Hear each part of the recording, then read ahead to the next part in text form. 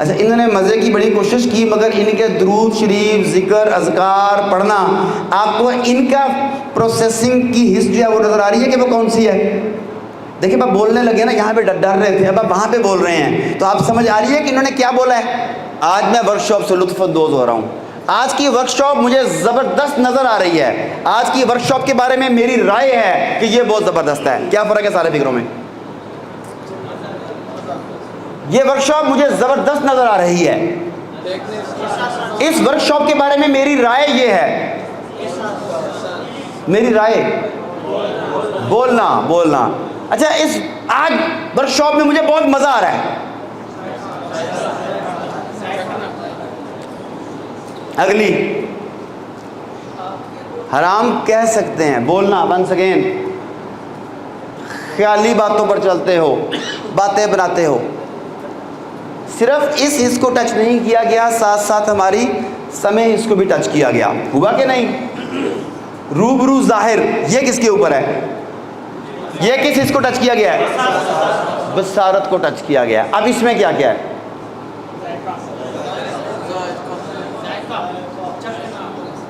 और इधर जी, मैं जब बोलता हूं तो बहुत मज़ा आता है। हाँ, क्या जी, क्या कहना चाहते हैं? जायका। ओके, अच्छा, मैं बोल रहा हूं और इन्हें मज़ा आ रहा है। मतलब इन्हें सुनाई नहीं दे रहा। मतलब अगर ये कहें कि जब आप बोलते हैं तो कानों को बड़ा भला लगता है, ये और चीज़ हो गई, मगर इन्हें मज़ा आ रहा है। यहाँ पर इन्हें मज़ा आ रहा है। Very good. और आपको देखकर खुश हुए, फीलिंग्स। आपके बोलने का अंदाज बड़ा निराला है। ये कौन सा है? नहीं, बोलना तो मैं तो बोलूँगा ही ना, मेरे बोलने को तो जिक्र होगा, मगर वो इसे निराला मुनफरिद देखा जाता है। ठीक है। और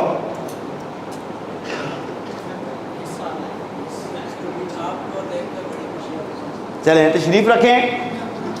इसमें था हम नेमत का, वहाँ पे अजाब का मज़ा चखा देते हैं, और अजाब के मुकाबले में क्या चीज़ होगी? फिर नेमत होगी। तो अगर अजाब का मज़ा चखाया जाता है तो फिर नेमत का भी मज़ा चखाया जाएगा। जी, महसूस करना, खौफ महसूस करना, ये क्या है? एहसासात।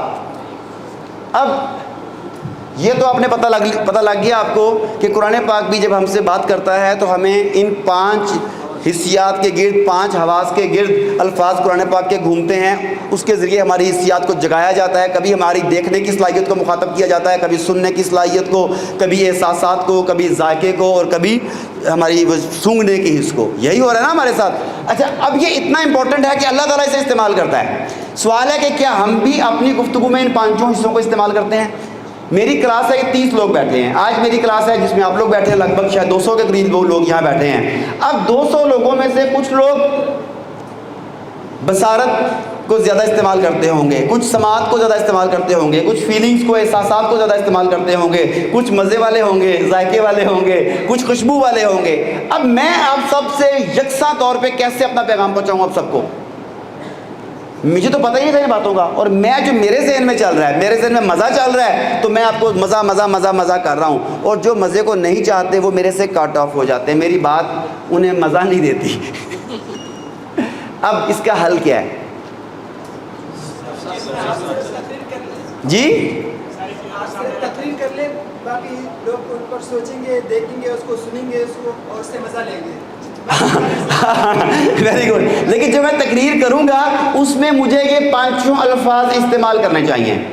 आज का प्रोग्राम इस लिहाज से बहुत ज़बरदस्त होने वाला है कि मैं आपको जो बातें बताऊंगा, आज जो कुछ आप सुनेंगे, और उसके बाद आपस में एक दूसरे से जो डिस्कशन करेंगे, जो गुफ्तगू करेंगे, ये आपके लिए ज़िंदगी की नई राहें मुतय्यर करेगी, आपको नए रास्ते दिखाएगी, आपके सामने नई मंजिलें नज़र आएंगी, आप अपने आप को कामयाब होता देख सकेंगे। और यकीनी तौर पर इसके नतीजे में आपके अंदर जो एतमाद और जो खुशी का एहसास पैदा होगा, वो आपकी ज़िंदगी में ऐसी मिठास पैदा कर देगा जो आपने पहले नहीं कभी देखी होगी। और यकीनन इसी के बारे में कुरान पाक में भी कहा गया कि जन्नत की खुशबू भी मिलेगी। जी, मैंने 2 मिनट में इस कोर्स का कराया है? क्या मैंने आपकी पांचों हिस्सियात को टच किया है? आप में से कौन खड़ा होकर किसी एक बारे में 5-7 फिक्रे बोले और ये पांचों हिस्सियात को टच करे, वो कौन है? आप सारे कर सकते हैं, मुझे 100% यकीन है, सिर्फ कुर्सी से उठने की देर है। जी अल्हम्दुलिल्लाह इस कोर्स को शरीक होने में मुझे काफ़ी खुशी महसूस हुई और साथियों की शिरकत को देखकर काफ़ी लुत्फ़अंदोज़ हुआ, काफ़ी मज़ा आया और आइंदा भी कोशिश करेंगे कि हम ऐसे कोर्सेज में शरीक हों और मज़ीद से सीखने की कोशिश करेंगे और सर में जो कह रहे हैं उस पर बाकायदा अमल करने की कोशिश करेंगे। जी क्या क्या किया इन्होंने भला? ज़्यादा फोकस किस पे था? मज़े, ज़्यादा फोकस मज़े पर था। खाने का वक्त हो रहा है इसलिए मज़ा आ रहा है। क्या कर रहे हैं? खाने का वक्त हो रहा है अच्छा, जैसे जैसे खाने का वक्त आ रहा है मज़ा बढ़ता जा रहा है। जो अल्फाज हम इस्तेमाल करते हैं वो बताता है कि हम क्या कर रहे हैं। आंखों का इस्तेमाल कर रहे हैं, कानों का कर रहे हैं, टच का कर रहे हैं, सूंघने का कर रहे हैं, ज़ुबान का कर रहे हैं, ये हमें बताता है। अच्छा, कुछ इंग्लिश के लफ्ज़ हैं, इन्हें मैं छोड़ देता हूँ, मैं डायरेक्ट उर्दू की तरफ आता हूँ। ये बताइए ज़रा, एक ही बात कही गई है, किताब के उन्वानात बहुत अच्छे दिखाई दे रहे हैं। जी, आदमी किस हिस्से काम ले रहा है? किताब के उन्वानात का लहजा बहुत अच्छा है। किताब के उन्वानात को अच्छे अंदाज में छुआ गया है। बात तो एक ही है ना, बात तो एक ही है, लेकिन जिस अंदाज में कहा गया वो बता रहा है कि उसके जहन में फैसले कैसे हो रहे हैं। इसमें क्या है बताएं? मुसन्निफ ने हर चीज़ खूबसूरत अंदाज में बयान की है। ये क्या है? बसारत है। ओके, सोच लें ज़रा, मुसन्निफ ने हर चीज़ अच्छे अंदाज में बताई है। ओके, मुसन्निफ ने हर चीज़ ठोस अंदाज में बयान की है, ठोस अंदाज में बयान। जी, एहसास। अब गड़बड़ हो गई, मैंने जानबूझ के चक्कर दिया था कि सारे गलत हैं। मैंने जानबूझ के रेड किया था ताकि आप समझे कि आसानी की तरफ जाएंगे तो यही खूबसूरत ही होगा।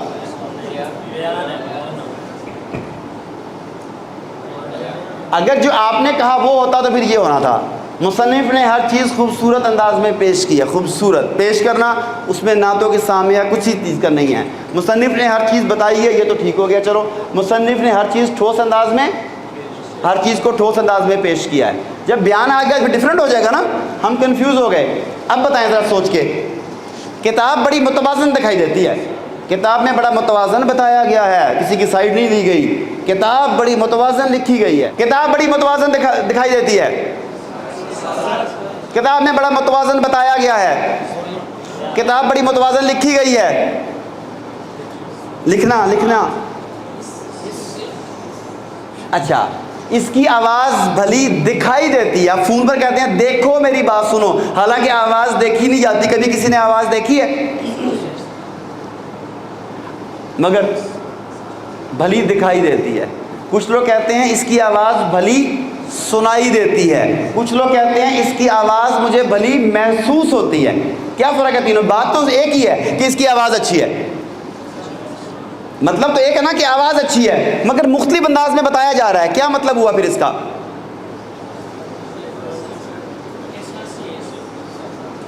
एहसासात तो नीचे वाली हो गई ना। ये असल में बता रहा है कि गुफ्तगू करते हुए वो अपनी हिस्सियात को, अपने हवास को किस तरह इस्तेमाल करता है। ये जो बार बार असल में आज के कोर्स का जो अगर निचोड़ पूछे फ़िलहाल अभी तक का, वो ये है कि हमने देखना है कि उस आदमी के दिमाग में तस्वीरें चल रही हैं, आवाज़ें चल रही हैं, एहसासात चल रहे हैं, फीलिंग्स, मज़ा चल रहा है, खुशबुएँ चल रही हैं या जायका चल रहा है। जब हमें ये पता लग गया तो फिर हम उसे उसके मुताबिक जब जवाब देंगे तो वो हमारी बात को बहुत आसानी से समझ सकेगा। कोई बात समझ आ रही है? मैं देख रहा हूँ आप क्या कह रहे हैं। ये आपने कई दफ़ा फिक्रा बोला होगा और सुना होगा। मैं देख रहा हूँ आप क्या कह रहे हैं, मैं सुन रहा हूं आप क्या कह रहे हैं, मैं महसूस कर रहा हूं आप क्या कह रहे हैं। समझ आती है? अच्छा, एक ख्याल मुझे मुसलसल नज़र आ रहा है, एक ख्याल मुसलसल सुनाई दे रहा है। अच्छा, एक आइडिया मुझे फील हो रहा है। बात एक है, जिस तरीके से बयान किया जा रहा है उसमें फ़र्क है। ऐसे है ना, आप लोग ज़रा पार्टिसिपेट करें, ज़बरदस्त अच्छे तरीके से पार्टिसिपेट करें। कोशिश करें कि हर आदमी या हर लाइन में से कम एक आदमी उठ के ऐसी बात करे जिसमें 3-4 हिस्सियात को टच किया गया हो। अगर हम नमाज़ पढ़ने की बात कर रहे हैं, पढ़ाई में दिल लगाने की बात कर रहे हैं, दौरा मुकम्मल करने की बात कर रहे हैं, छुट्टियां ना करने की बात कर रहे हैं, जो भी बात कर रहे हैं, कम से कम 3, पहली 3 देखने की, सुनने की और छूने की, इन 3 को ज़रूर टच किया जाए। बाकी अगर आप मज़ा और खुशबू और जायका लें तो और मज़े की बात हो जाएगी। आप रोज़ा रखेंगे तो आप ये महसूस करेंगे कि आपके अंदर ईमान की हलावत और आपकी ज़िंदगी, आप ये देखेंगे कि आपकी ज़िंदगी कितनी खुशगवार हुई है। Very good. और आप जो है इसका मज़ा एक अलग तौर पर महसूस करेंगे जिसको आप बगैर रोज़े के नहीं देख सकते हो जाएगा ना। फिर और चलें, इसमें आवाज़ों को भी टच करें, सामिया को भी। रोज़ों के बारे में सुना होगा, रोज़ों के बारे में इरशादात हैं, रोज़ों के बारे में रसूल पाक का फरमान है, रोज़ों के बारे में अल्लाह ताला कहते हैं, ये सारा सामिया को टच करेगा ना। समझी? जैसा कि हज़रत सल्लल्लाहु अलैहि वसल्लम ने फरमाया कि रोज़ा जहन्नम के लिए डाल है।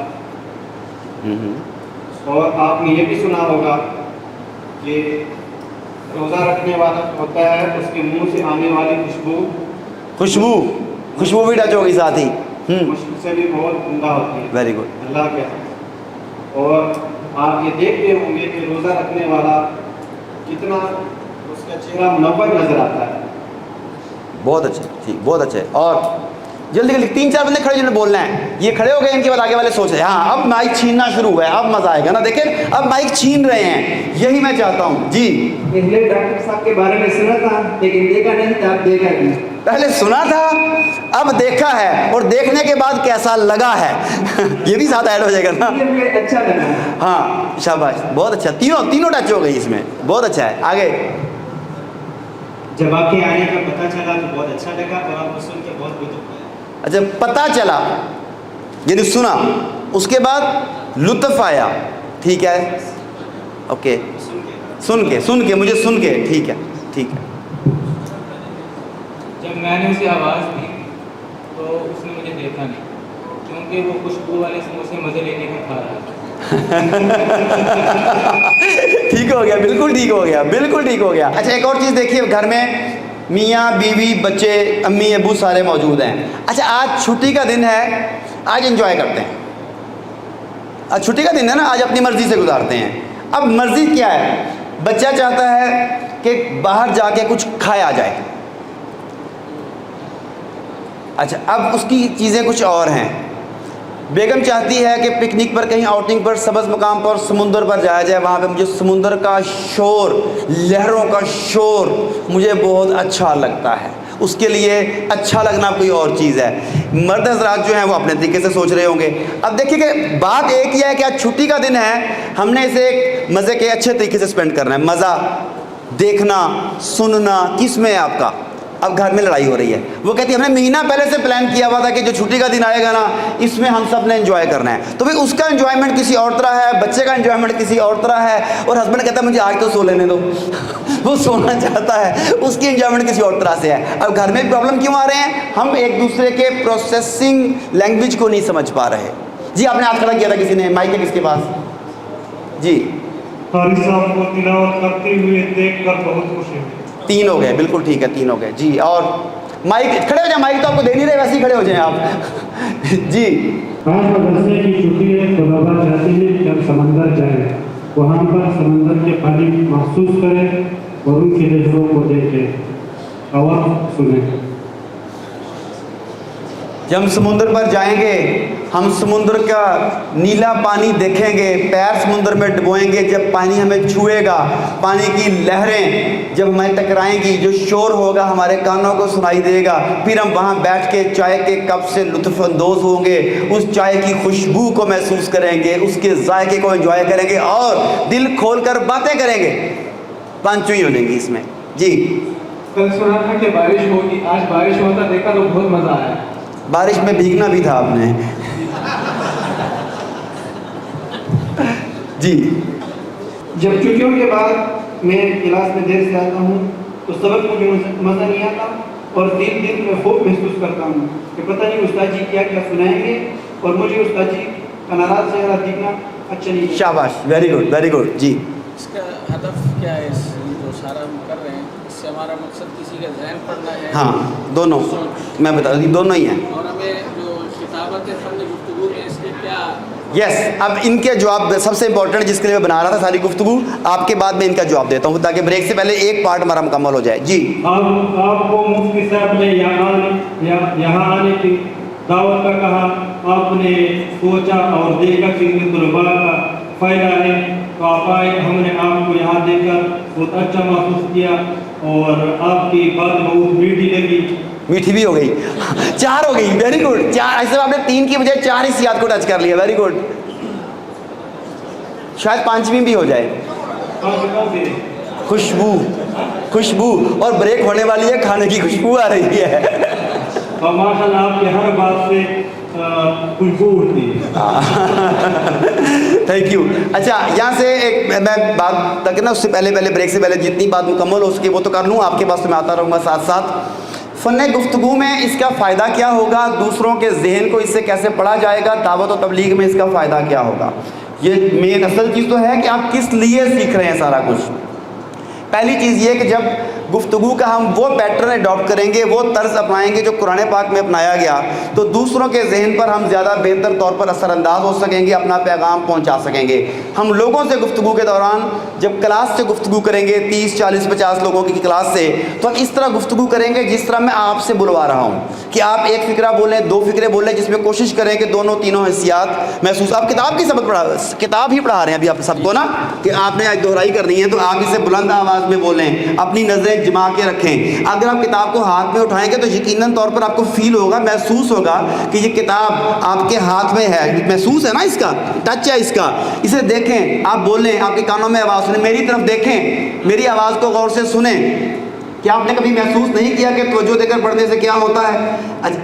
पढ़ा ही रहे हैं आप, लेकिन दौराने लेक्चर आप अपने तलबा को इन हिस्सियात के साथ साथ जब मुखातिब करेंगे, कभी उनकी देखने की हिस्स को छेड़ेंगे, कभी सुनने की हिस्स को छेड़ेंगे, कभी दूसरी किसी को, तो नतीजतन वो मुतवज्जो होगा और ज़्यादा गुफ्तगू को एब्जॉर्ब करेगा। जो अभी प्रैक्टिस करवा रहा हूँ इसका ये मकसद है। लेकिन जब मैं कहता हूँ कि आप यहाँ आएँ, आप बोलें और दूसरा सुने और फिर वो बताया कि इसने क्या किया, असल में उसकी एक्सरसाइज अभी होनी है। वो ये है कि जब आप 1 to 1 एक आदमी से एक आदमी बात कर रहा हो, दावत का काम चल रहा हो, तबलीग का काम चल रहा हो, एक आदमी से मीटिंग हो रही हो, उस वक़्त आपको अपने अंदाज को खैराबाद कह के उसके अंदाज के मुताबिक बात करनी होगी। अगर वो चीज़ों को तस्वीरों की सूरत में देखता है तो आपकी तमाम गुफ्तगू इन अल्फाज के गिर्द घूमनी चाहिए जो इसके ज़हन में तस्वीरें जन्म दें। अगर वो आवाज़ों के गिर्द घूमता है तो आपकी तमाम गुफ्तगू इस तरह होनी चाहिए जो उसके कानों में आवाज़ें पैदा करें।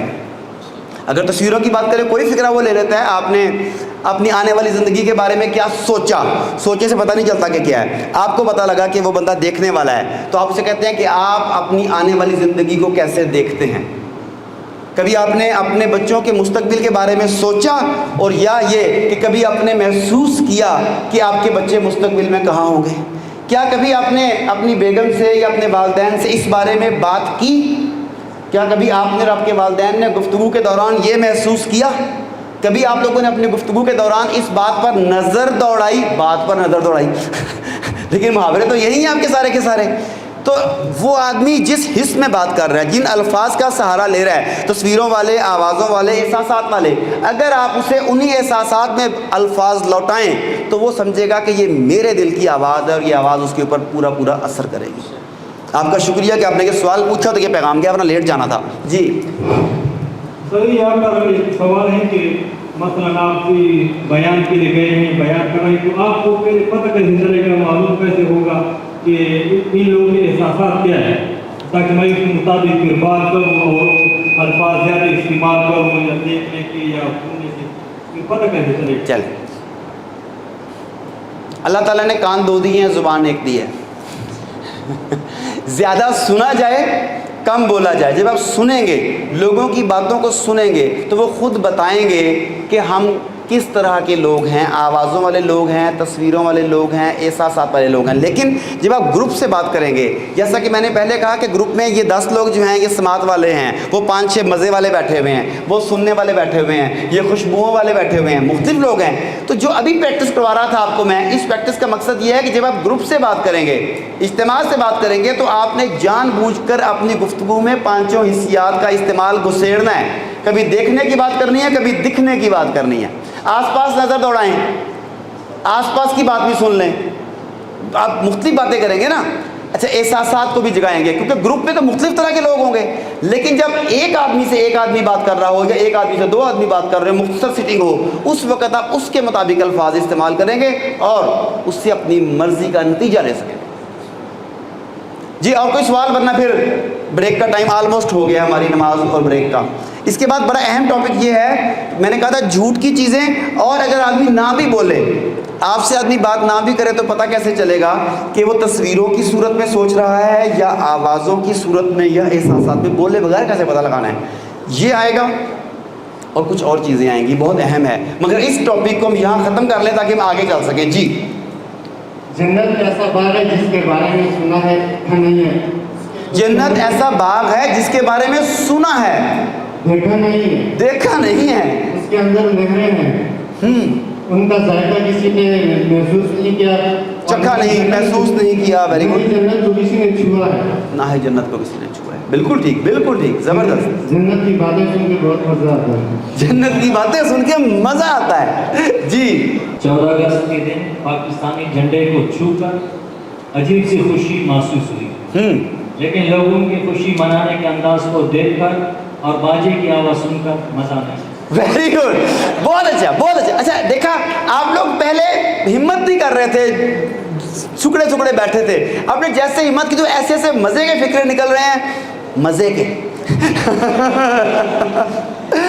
कि यकीनी तौर पर कोई भी काम जब शुरू में करते हैं तो उसमें मुश्किल पेश आती है। ड्राइविंग मोटरसाइकिल की हो, गाड़ी की हो, पहले आप बड़ी मुश्किल से करते थे, लेकिन जब आपने मुसलसल की तो आपको उसकी आदत हो गई। अब जब मैं आपसे गुफ्तगू करता हूँ तो मुझे फ़िक्रे बनाने नहीं पड़ते। आप फ़िक्रा बोलते हैं, मैं फ़ौरी तौर पर उसकी 5-6 चीज़ों को निकाल के सामने रख देता हूँ। तो मैंने भी सीखा है, और कहते हैं कि जो काम कोई एक आदमी सीख सकता है वो दूसरे भी सीख सकते हैं। तो जो मैंने करके दिखाया ये आप सब करके दिखाएंगे, आपस में बात करेंगे, फिर आपको ये फीलिंग होगी कि मैंने सचमुच में कुछ आज सीखा है। जो मैं कहूँगा आपने बिल्कुल वही करना है, या भी नहीं कर देंगे? जो मैं आपका वही करना है, अभी भी क्या कहेंगे? जो मैं कहूँगा वही करेंगे, अभी भी क्या कहेंगे? एक आदमी बोल रहे, एक आदमी बोल रहे। आमीन, नहीं आता है। अच्छा, पश्तो में क्या कहेंगे? आप खुद हो गए, करता मैं खुद होता है। जो मैं कहूँगा वो करना है, बात क्लियर है?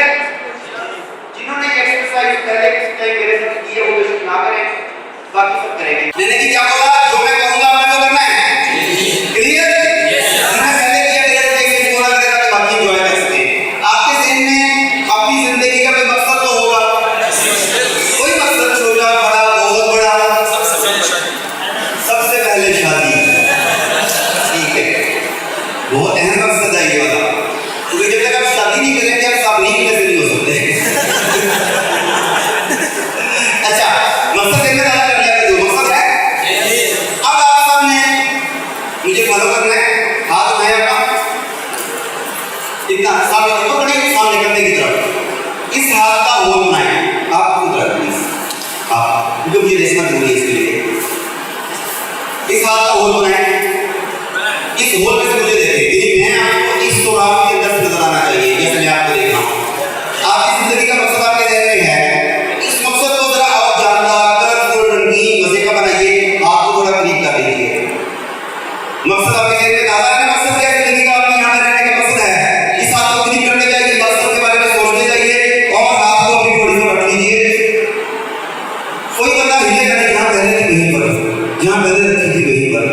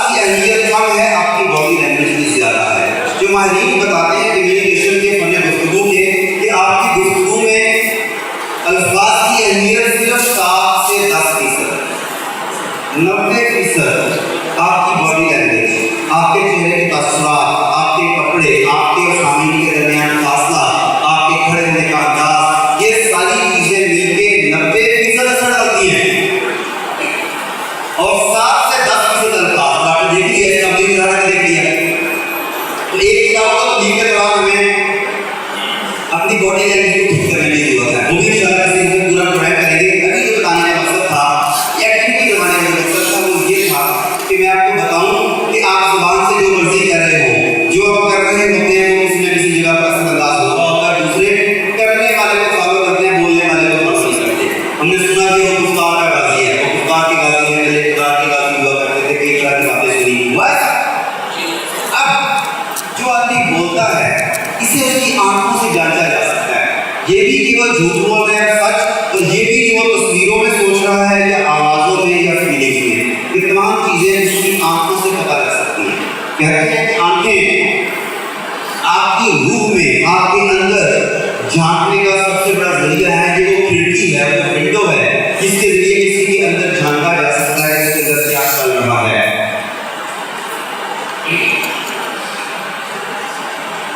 अगर गुफ्तगू करते हुए वो आदमी अपनी आंखों को ऊपर उठाए ये करके ऐसे बात कर रहे हैं ऐसे ऊपर, अगर वो ऊपर को आंखें उठाए, इसका मतलब है कि उसके दिमाग में तस्वीरें हैं जिन्हें वो इकट्ठी करता है। पहली बात, अगर आंखें ऊपर जाएंगे तो उसके दिमाग में क्या चल रहा होगा? तस्वीरें। अगर वो साइडों पर कानों की तरफ ऐसे अपने आंखों को यूं करे कानों की तरफ, इसका मतलब है आवाजें, समाज। अगर वो नीचे की तरफ आंखें करे ऐसे करके बात करके सोचे तो उसे महसूस करता है। वो मजा भी हो सकता है, गुस्सा भी हो सकता है, कुछ भी हो सकता है, लेकिन उसे महसूस करता है। ये तीन मैंने बिगाड़ी ये समझ लीजिएगा। विजुअल ऊपर, ऑडिटरी इधर, और किनेस्थेटिक जो फीलिंग वाला है वो इधर नीचे। इसमें कोई बात समझ नहीं आई, बहुत अहम है समझ में आगे बढ़ने से पहले। इसमें कोई बात समझ नहीं आई तो मुझे पीछे आगे बताता हूँ। ये समझ है सबको? ऊपर जाएंगे आंखें, इसका क्या मतलब? उसके दिमाग में क्या चल रहा है? कानों की तरफ जाएगा तो क्या मतलब है? और नीचे की तरफ जाएगा तो एक साथ।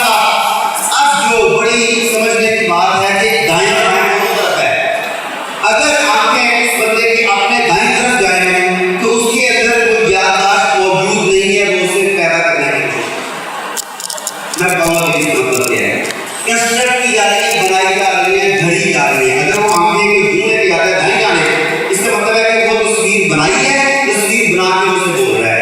अगर वो कानों की तरफ लेके जाता है इसका मतलब है कि ये आवाज, ये बात उसकी मेमोरी में मौजूद नहीं है। और अगर बाईं जानिब हो, बाईं जानिब, तो वो रिमेंबर्ड, याद किया हुआ है कि उसने याद किया। मसलन अगर मैं आपसे पूछूं कि अभी आपने क्या खाना खाया है, जो भी खाया है, अगर मैं पूछूं कि आपने क्या खाया है, तो आपकी आंखें याद करने की तरफ जाएंगी। अभी आप तस्वीर देखेंगे कि मैंने जो खाना खा रहा, तस्वीर क्या थी, तो वो आपकी तस्वीर आपके लेफ्ट साइड यूँ जाएगी। एक लम्हे के लिए बस आप यूँ जाएंगे, ये तस्वीर आई दिमाग में और आपने ये बोल दिया। अगर मैं कहूँ कि आप कल क्या खाएंगे, ये मैंने था क्या खाया है या खाया था, वो तो याददाश्त में मौजूद है। अब मैं आपसे कहता हूँ कि आप क्या कल खाएंगे, वो पता नहीं है कि आपने क्या खाना है, याददाश्त में नहीं है आपके। अब आपको वो सोचना पड़ेगा, उसका इमेज बनाना पड़ेगा कि कल मैं ये खाऊंगा। अब आप यहाँ से दाईं सिमत से उसकी तस्वीर बनाएंगे, दिमाग में तस्वीर आएगी और फिर आप बात करेंगे। समझ आइए कुछ मैं क्या कहना चाह रहा हूँ? अब झूठ की मैं बात कर रहा था मिसाल के तौर पे, आप कल क्यों नहीं आए, मैं आप कल क्यों नहीं आए। अब बंदा झूठ बोल रहा है। अच्छा, वो अब उसने बहाना सोचना है ना कि मैं क्यों नहीं आया। वो कहता है कि बाएं जानब जाएगा, दाएं से राइट से मिट जाएगा सोचने के लिए। झूठ जो बोलना है कि जी वो कल ना उस्ताद जी नहीं आए थे। अच्छा, अगर वो लेकिन घर से सोच के आया हुआ है कि मैंने ये कहना है कि उस्ताद जी नहीं आए थे, तो फिर उसकी आंखें किधर को जाएंगी? अगर वो पहले से सोच के आया है तो फिर तो उसका इमेज मौजूद है ना पहले से ही। अब आपने सवाल आगे जैसा पूछना है, अच्छा उस्ताद जी ने कौन से कलर के कपड़े पहने हुए थे, अच्छा उस्ताद जी ने टोपी पहनी हुई थी। अच्छा, अब जो जहन में वो बना के आया था तस्वीर, वो तस्वीर तो मौजूद थी, बेशक वो झूठी थी मगर वो मौजूद थी। अब जब आप उसे सवाल पूछेंगे तो उस सवाल ऐसे होंगे जिसका अगर तो उसे अगर वो वाकई था, वो कहता है मैं क्लास में था, मैं क्लास में था। अच्छा, आप उससे पूछते हैं कि कपड़े कैसे पहने हुए थे उन्होंने, अगर तो वो था तो वो याद करेगा ये वाले कपड़े पहने हुए थे। अगर वो नहीं था क्लास में, अब वो झूठा इमेज बनाएगा, यहाँ से लेकर ये वाले थे। अगर वो पहले से सोच के आया है कि मैं ये कह दूंगा, ये रूटीन में उस्ताद जी के ही कपड़े पहनते हैं सफ़ेदी, मैं सफ़ेदी कह दूंगा, तो आप अगला कैसा सवाल करेंगे कि कौन सा सबक पढ़ाया गया था, किताब कौन सी खोली थी, उस्ताद जी लेट आए थे, जो भी आप उससे पूछेंगे। अगर उस चीज़ को बनाने के लिए उसकी आंखें दाएं सिमत को उठती हैं ऊपर को, आपके दाएं नहीं, उसके दाएं, मेरा दायां ये और आपका दायां ये होगा, उसके दाएं की बात कर रहा हूँ। अगर उसके दाएं जाने उठेंगे तो इसका क्या मतलब होगा, वो चक्कर दे रहा है। अरे मैं ना वहाँ पे गया और मुझे उन्होंने कहा मैं यहाँ से अपने दाएं तरफ से लेके आया, उसने कहा, ये कहा नहीं हुआ था। अब मैं बात बनाने लगाऊँ, घड़ने लगाऊँ कोई ना कोई बात, क्योंकि उसने कहा ही नहीं था। अगर उसने कहा है तो वो चीज़ रिकॉर्ड है मेरे दिमाग में, तो रिकॉर्ड है तो किधर होनी चाहिए मेरे दिमाग के। तो मैं यहाँ से कल मैं गया तो वहाँ ये वाली बात हुई, अब मैं यहाँ से इन्फॉर्मेशन लेके आ रहा हूँ। पहले ऊपर नीचे को समझिए। अब ये कैसे होता है पहले देखते हैं ज़रा। आप में से अब थोड़ा सा हमें काम हटना पड़ेगा क्योंकि क्लास लंबी है, कि बड़ी अहम बात है। क्या ये मुमकिन है कि हम ये भूल जाएं कि हम आलिम हैं और हम ज़मीन पे बैठ जाए थोड़ी देर के लिए?